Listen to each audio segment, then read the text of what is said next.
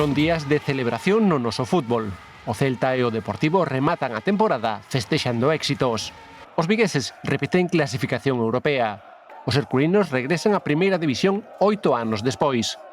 A Coruña recupérase aínda dunha festa que empezou coa vitoria en Valladolid e ameaza con continuar este domingo no último partido da Liga.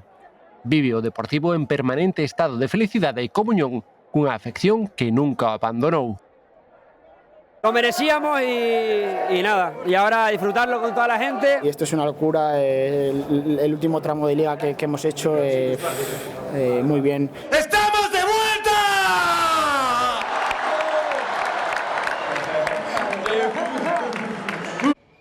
A volta á Primeira División ten efectos ademais na economía das cidades. Como exemplo, un estudo da consultora KPMG para a Liga cifrou en máis de 300 millóns de euros o impacto do ascenso do Elxe a pasada temporada en toda a súa contorna. Participar na Liga Española dá unha proxección, é a mellor campaña de publicidade para a cidade, unha proxección nacional e unha proxección internacional tamén, ¿no? El que se muevan equipos de primera división pues trae mucha gente que les sigue por donde tienen que jugar y entonces lleva retorno pues no solo para los hoteles, para los restaurantes, también a nivel de taxis, en fin, movimiento en la ciudad en general.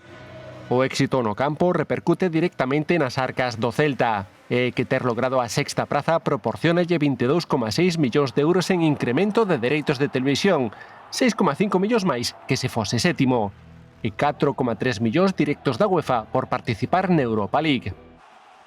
O equipo cumpriu, gañou o último partido e repetirá a próxima temporada na segunda competición europea, que tantas satisfaccións lle deu o celtismo este ano, ademais de ingresos, porque na Europa League cada vitoria suma, e grazas a alcanzar os cuartos de final, o Celta embolsou uns 18 millóns que lle dan un respiro aos seus orzamentos. O club víase abocado a vender xogadores por valor de 32 millóns de euros en xuño para cumprir co fair play financeiro que impón a Liga. Grazas á boa temporada na Europa League, o sacrificio será a metade.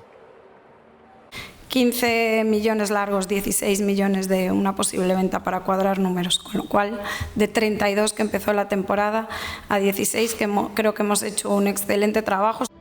Outras áreas do club tamén medran. As obras no estadio limitaron a capacidade esta temporada, pero a bancada estará dispoñible o próximo xaneiro e o club ten lista da garda.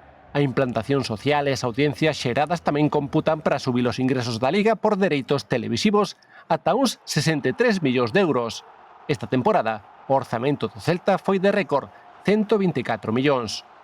A renovación de Iago Aspas, anunciada e celebrada polo celtismo neste final de temporada, tamén é unha boa nova económica, porque a súa elevada ficha repártese entre as 3 temporadas que asinou, a súa última sobre o céspede e as seguintes integrado na estrutura do club.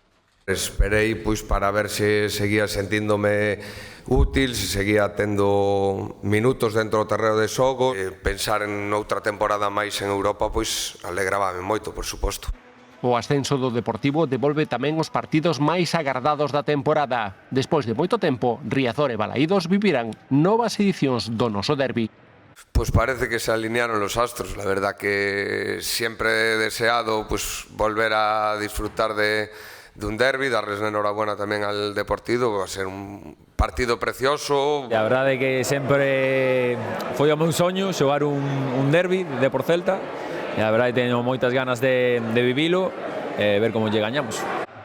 A vindeira temporada promete emocións de sur a norte do país.